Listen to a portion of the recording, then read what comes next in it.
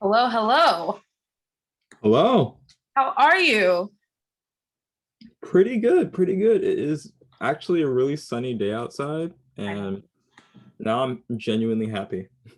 I know we were like just talking about that. Like I'm just like in a great mood today. So this is a good time to record this introduction episode to this new season of HangTime and Friends.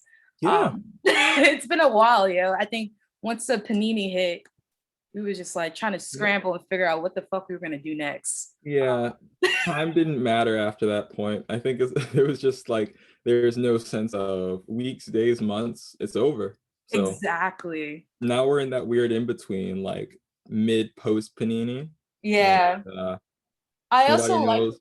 yeah, no, I was gonna say I also like because I said Panini, you said Panini, but like I think just overall, like any digital creator is just like not saying the actual like P word. They're saying everything but. Yeah. And it's like, was that because we didn't want to get censored talking about it, or we just are fed up with it and it's like it doesn't deserve a name? Honestly, it was probably both. Because I know that in the media, when I was working at a media agency, we had to like not use like the word pandemic or COVID and like Mm. SEO or tags and things like that. So I know from like a marketing standpoint, hell yeah, but I also feel like people were just fed the fuck up. So I love the magic of like array of P words that we just use. And I'm a right? little right there. Like it was more than just Panini. Like you also have Panoramic, Panera. Someone said Panera, and I'm like, what? And Pandora's box. I was like, plot yeah, line. y'all out here. But no, thank you so much, Armani, for like helping me with this project and even taking the time to just record these episodes in this new season of HangTime and Friends. My Um, pleasure. Yeah, of course. If you guys don't know me, my name is Ebony Anderson-Brown. I am the founder and editor-in-chief of HangTime Magazine. I also go by Unrated Ebony. I have a separate podcast where I also discuss like music and media and all that other bullshit. But today we are focused on HangTime. We are focused on talking about cryptocurrency, or as Armani called it, Tales from the Crypto. Tales from the Crypto. I think it was I wanted to be punny with the name, but I also wanted to express just like the weird life cycle crypto has gone through Mm. in this period of time, culturally speaking. But before we get into that, hello, my name is Armoni Boone. Yes. I am an interdisciplinary artist. I love arts, technology, design, painting, music production. I love it all, and I try to do it all. So You we're do it finding a all. way You to do do great it. work, yo. I appreciate it. I appreciate it. Of It's like, course. you know how you work really hard and you're like, you're not sure if anyone like cares or looks at it. And then when someone actually goes, this is nice, you're like, really? Yeah. But I know for me, before I really understood who I was or the work I was making, I was into the crypto space. Mm. Back in 2017, 2018, I would Damn. volunteer for a lot of different like blockchain startups. And I mainly fell in love with what the technology could do. Mm. And at the time, I didn't really have the money to invest in it. I just really was thinking, wow, what is this technology? What is it capable of? And is this as hyped up as people are claiming it to be? So back in Mm. 2017, 2018 was far less mainstream than it is now. Uh, and for those who may not be aware, super, super, super quick, short version. A Yeah. blockchain is a type of technology in which you have this public ledger of information. And let's say it's this information that's stored on my computer and on Ebony's computer. And let's say your computer, dear listener. And if anything happens to Ebony's computer or my computer, you cannot tamper with the information because a copy of all the files, or all the information I should say, is on each one. What really drew me further into the technology is, what information can we store on the blockchain? Mm. Why is it relevant? And then you, of course, everyone hears about things like Bitcoin, and they're like, oh man, Bitcoin is the bomb. This is about money. This is, you can maybe be a billionaire, blah, blah, blah. And people have gotten rich off of it, obviously. You may see terms like DeFi, which is like decentralized finance. Yes, that's right. Okay. Things like that made this space popular, and things like that made people associate blockchain with finance almost exclusively. So I was like, well, I don't care about, I mean, like, money is nice, yes, of course. I'm not gonna say that, but I'm also, I mean, like, money is nice, but it's not everything. And what are the like cultural implications of this technology? So if you think of the blockchain as the internet, then I'm not sure if this is an appropriate example, but like think of things like blockchain and Ethereum as like social networks. So blockchain is like, I mean, Bitcoin is like Facebook, and freaking Ethereum's like Twitter. And just to give examples of how you in your mind can parse between the different platforms, and you have Dogecoin and all these things. And the reason I thought Ethereum was cool was because it had actual applications to it. So it wouldn't have to really deal with money. It could be used to have like, there's like a journalism platform that people use. There is this game online called Crypto Zombies. People probably heard about Crypto Kitties, and it's its own coding language. And I got nerdy with it. And I was like, and I was really cool. Reason why I hit with Tales of the Crypto is because when this technology was introduced, like NFTs, which if you don't know, dear listener, are non-fungible tokens. Essentially, that's just a small portion of what Ethereum does, and that NFTs have been around for a while. But it basically puts into this public ledger that like, hey, this asset is mine. Like this one right here is, no one else can have it. It's not something that like a type of thing that propagates.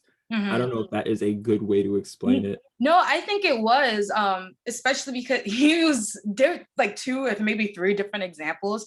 And I think they serve a purpose for each different type of artists, even because like there's like digital creators that are more into social media, so just giving like the social platforms. I'm like, yes, Armoni, you're doing it. I'm trying. No, I think the fact that you started this like a long time ago, and the reason why I wanted you to talk about this is, one, I trust you. I believe what you tell me. You do your research, and also I know that we can both understand each other, and kind of like pull us back if we do go too far, too deep. But I think right now you're doing it so great, and I'm pretty sure the listeners are going to be like, yo, no, I understand this. And like, because I think the biggest part of this whole thing with the whole like the technology being culturally dead is it's a mix of not understanding. And that's also what kept this space kind of away from the mainstream. Yes. If you are a person who's really into investing and into money, and a particular culture surrounding you, then having a bunch of people who don't know about it, whether that is they come in to criticize it, and maybe they are right in their criticisms, or people who come to engage it, whether to make it better or to make it more inclusive, then you come into this weird degree of friction where people don't want to talk about it, or people will spread misinformation, and people will bully. And like my heart goes out to a lot of like visual artists.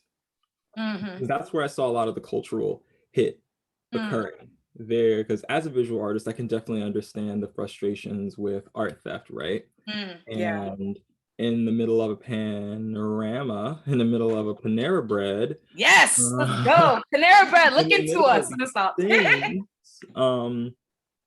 You're seeing people are starving left and right, or they're unable to get stimulus checks, but then you have these headlines that are talking about people selling a tweet with money that could feed families.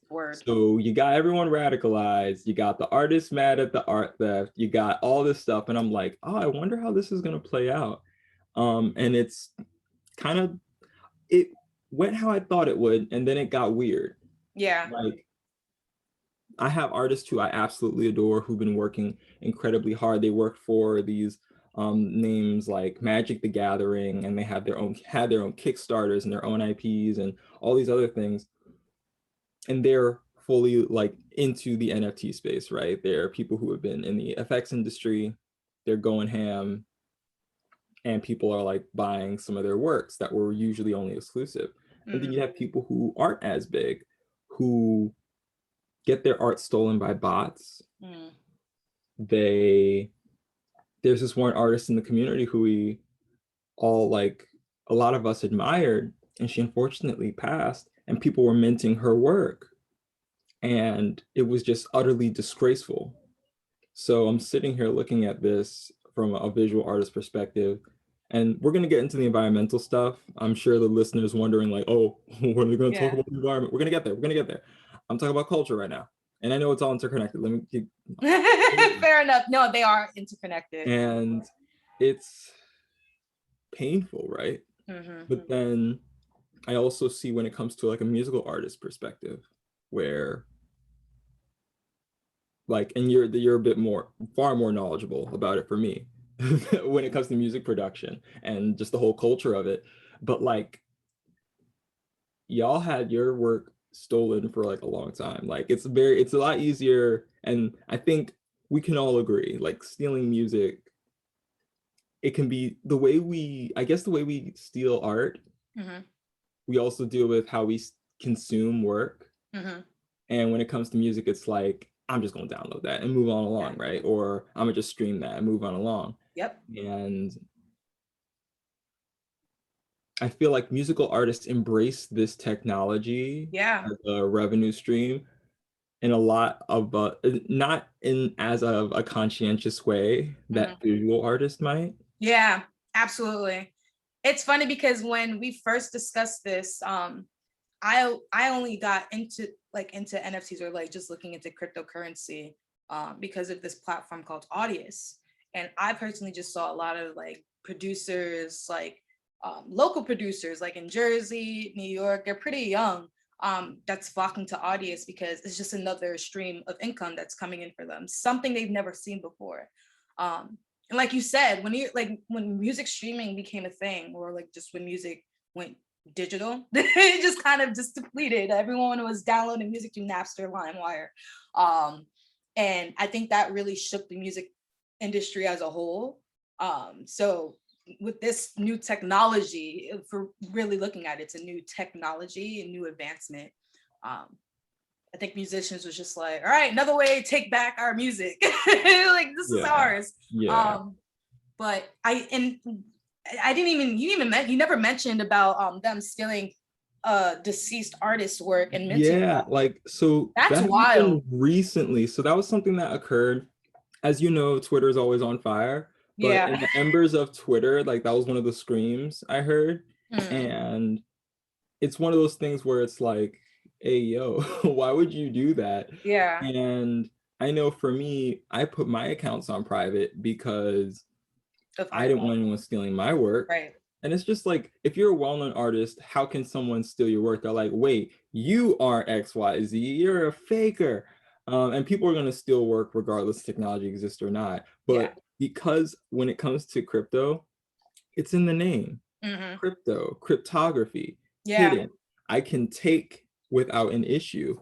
Wow, that was perfect. On point. And it's bogus, and it's really unfair, especially if I want this technology to be something useful. I want it to be used outside the financial sphere, and then y'all gotta sit here and steal from people, and it's really it makes me so mad. Not to push anyone away from this, but no. It's definitely good to know this coming in. The reason why it's good that we both are here is because I'm like extra skeptic. I have this weird relationship with it. I love it and its potential, but I'm frustrated with its manifestation. And with that love-hate relationship, that I still want to find the truth, right?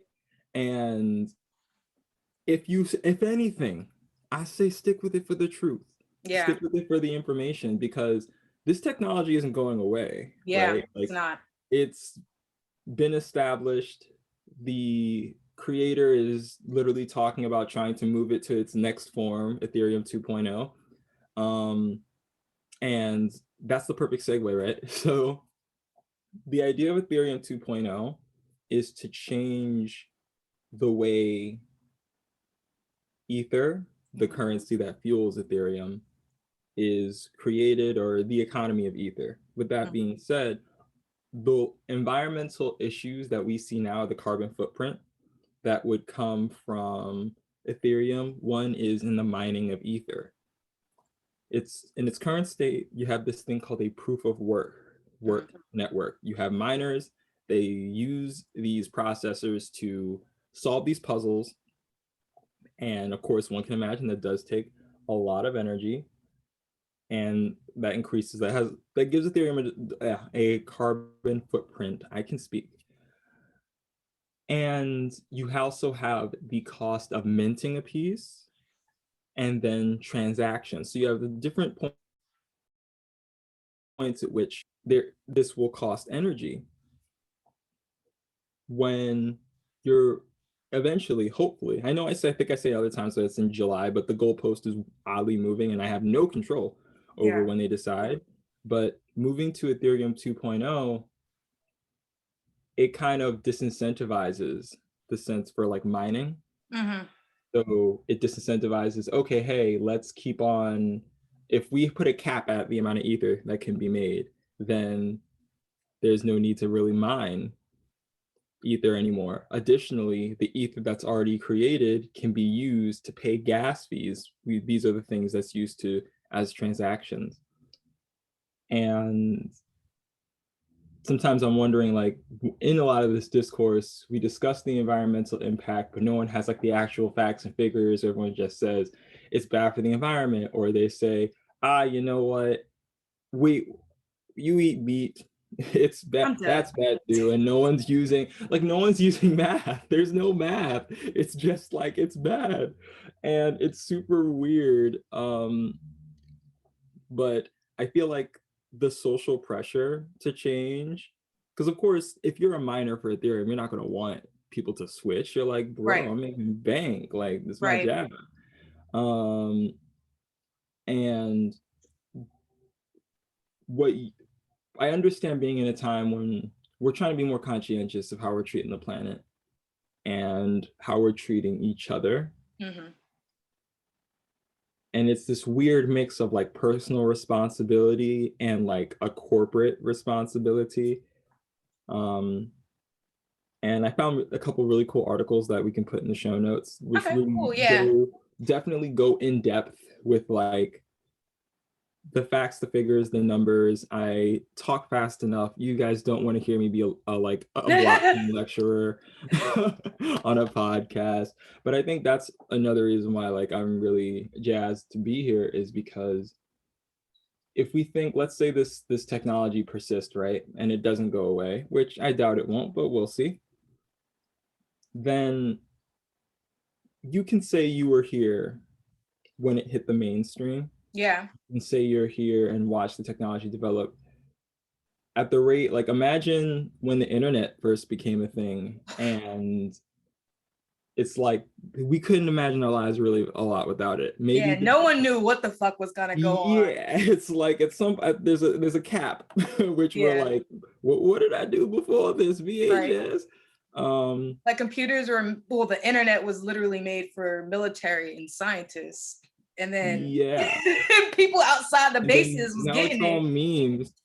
Right, it's all memes. It's all memes. And it's, the thing is, it's not even done evolving. That's the crazy thing. So if it's kind of weird when you're in this digital age, it helps you to have a degree of technological literacy. Right? It doesn't help if someone sits and tells you, oh, this is bad, or oh, this is good. You need to be critical. Be mindful about what you're going into. And I think a lot of people need to remember that. Like, whether you're all in for blockchain or not, because the scariest and most liberating thing for a lot of people when it comes to crypto is like at least in the money aspect, you are your own bank, for better or for worse. So when you open up your wallet, you are the one who takes care. You have to take, there's no insurance. You have to protect your passwords. You have to protect your keys, your wallet. You have to make sure you aren't being like swindled, because you'll be out thousands of dollars if you mess up. Again, there's no insurance. Bank of America can't help you, nor can Capital One, nor can Chase. And some people were like, nah, screw Bank of America, Capital One, and Chase. I got this myself. Right. And it's in your right to do so. I mean, until anyone tries to regulate this joint, but it's Wild West days still. It is. I think it is definitely the wild, wild west out here right now. But I think the artists that we spoke to, and I'm gonna continue interviewing throughout the rest of the, I guess, the year. Who knows? I don't know what's happening. Does anyone know? We don't know, but we're definitely here for the ride. I'm not sure if I mentioned this before, but I think the reason why we wanted to bring all of these resources together. And Armoni, I think you said perfectly, like technology literacy or technological literacy. Tech literacy, yeah, baby. Yeah, I want people to have the resources for like this space specifically. I think as the platform that cares about independent artists, that cares about musicians and visual artists alike, I think it's important or our duty to give them the correct information. Just even when we were interviewing some of the artists like Kush Jones and Latasha and Jamel, they were like, or especially Latasha and Jamel, they were saying like a lot of the things that were coming as misinformation. You even pointed to that too. So I think it's great that we took our time with this project, because it wasn't about being first or like wanted to jump in real quick. Even like throughout the recording process, I was getting text messages like, yo, you should probably see what they're saying about NFTs now. Like maybe it's gonna go away. And I'm like, no. Like text, like everywhere I'm at. Yeah, I'm like, just wait a minute. Like, and I think it was good. I think I handled those conversations great on my own too. Just like being calm. I'm like, no, like, let's see where this is going. Cause we don't know, this is new. And just like, this is finance in a sense. When you think of markets, it's a marketplace. The stock market is also a marketplace, an exchange place. So I think the Fi guys were like the first ones to really be in on this. And then once it opened up where artists can have currency, they can make something out of this.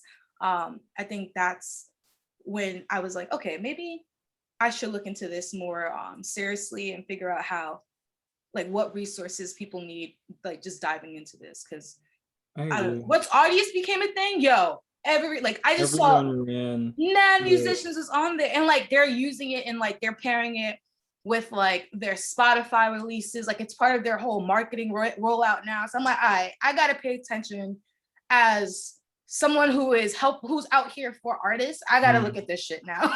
So while I'm collecting this information, let me share it too. So yeah, I definitely was just like started paying attention, at least from like a visual artist perspective, because there were certain things that I can admit I was like wrong about when I thought like it in theory, right? Like certain things in theory are supposed to work. And when you see it in practice, when it came to people, it's like, humans are fascinating. This isn't going to work. Like if you have a piece of work and it says that it's yours and it's backed by this network, what's the difference between that and a normal trademark? Ooh. Like what's the difference between that and a copyright or an adoptable if you're from the ancient dark days of DeviantArt or whatever? Right. Because at the end of the day, it's like their signature, right? Like, isn't that essentially? Or it's like if I make a character and you want them, I can just say you own it, right? Yeah. Like what's the actual difference? And of course, this varies from medium to medium, because for musical artists, that means something completely different than to a visual artist. We have adoptables, y'all don't. And it's critical. Also, like, I was worried about the environment too, because I'm like, dang, how much gas they burning? Right. Transaction. But because this technology existed not for so long, like blockchain, at least 2009. Yeah, like it's been around for at least a decade. It's been around for a bit. And I'm like, wait, there are people who do try using clean energy for like blockchain purposes. So it's not like no one cared about the environment before 2021, right? Right, exactly. And it just gets more and more complicated because I'm like, oh my gosh. Excuse me 1 second. Sorry, my bad. It gets more complicated as you as you look at it. And yeah, that's that. So I'm excited to keep on digging. I really want to find some like more people who are really into this space. Yeah. And visual artists as well. I also want to get like, I wish there was a way to get people who are skeptical but also are in it. Like, Yeah. man, crypto sucks, but I minted my third piece. Like I want some nuance. I want some, where's the flavor? Yeah. But I think we can definitely provide that, especially like just after interviewing a lot of people. They're just like, yo, you should check out this. You should check out this person. Wait, I think you know what I absolutely love the most about it? Is the community aspect. And I think you touched on that earlier too, with just how there are like communities that are there to help people in this community there to help. There's the community there that don't want you there. So there's the community to help. I will say, I believe we touched upon this with Ja and Latasha's episode, with things like the Mint Foundation, where they'll approach artists who are like, I believe, like people of color, and they're just like, hey, you know what? We'll help you mint your first piece, because minting is a cost. The process of having an NFT, it's like you have to have money to make money, which is really frustrating. And it's an old game though. I feel like that's just how you need to have money to make money. That's an old game. Thing. But it's also like, I'm telling you, if listen, the frustration. If this palindrome taught me anything, it's like, it really, the degree of inequality makes me so mad, but this is not the podcast for that. In any case, the Mint Foundation will hook you up and it will help mint your first piece. Yeah. And whatever you make from that piece is like essentially yours. And it's like pretty sweet. Considering like if you don't have the money to like, I believe it's $100. That price probably fluctuates because crypto in itself is volatile. So it varies. Yeah. But yeah, it's Wild West. And it's also Wild West. Wild West, and I'm not Will Smith. I'm like one of the background characters. Oh my God, I wasn't even thinking of that. Yo. I know. Here I'm literally thinking of like Clint Eastwood. Like I'm sitting here thinking of dude in a mechanical spider wheelchair, bro. Like I feel like like I'm like old, but I'm not. Because that movie is old. Anyways, yeah, thanks for having me. I'm very excited for what we're going to research and who we're going to find, and to just be real with the information, because no matter what, this thing is here, and we're kind of at this really interesting point where we can kind of potentially do something about it, do something with it to where it isn't disparaging. Yeah. But true. Except for true. There we go. Yeah. But no, yeah, thank you so much again, Armoni. Of course, we're gonna see more of you for this season. Maybe have you come back again, but for right now, we're just really excited to share the interviews or like just the conversations we had with the artists that we picked for this Tales from the Crypto. You know, I feel like we gotta make a fly ass like flyer or graphic for this shit now. Please don't tell me that. Don't. I can make it. I can make it. No. I'm thinking of stealing like Tales from the Hood, the first one. I hate the second one, but the first one. That's hilarious. I was thinking of Tales from the Crypt. LOL. No, I know you were, but I am so black. I was thinking of Tales from the Hood. That's why I was like, why is it Tales? And I was like, oh yeah, there is a Crypt one. But I feel you. You know what? Why we'll tell people from now on. It's like, nah, not Tales of the Crypto, Tales of the Hood. That's what inspired I'm dead. It. No, I can't. But no, I don't know. I just feel like I'm really happy to be doing this. I think it's very much needed, especially with all the discourse that's been happening, a lot of the misinformation. And I'm ready to put this shit. That's how excited I am. I'm ready to put this shit out. So thank you again, Armoni. Thank you to the listener. Thank you guys for listening. You for listening to us giggle back. Yeah, basically. It's like all make puns. Make puns. Yeah. Well, you make puns. I laugh at them, try to like catch my breath, and then. All right, but no, we'll see you guys in the next episode. But please follow us at HangTime Magazine. You can follow myself under Ebony on Instagram and Twitter. Armoni, I'm Armoni. Yes, I don't know. You got to figure this out. .armoni on Instagram, and that's only public thing for now until. That's fine. It's just that. Don't worry about it. I feel like that's easier if you just have one thing to just share. Yeah, everyone has a brand, so now I'm just like, I got my set. I'm good. All right. Well, thank you so much. I'll see you soon. Bye, everyone. Bye. Talk to you later. Bye.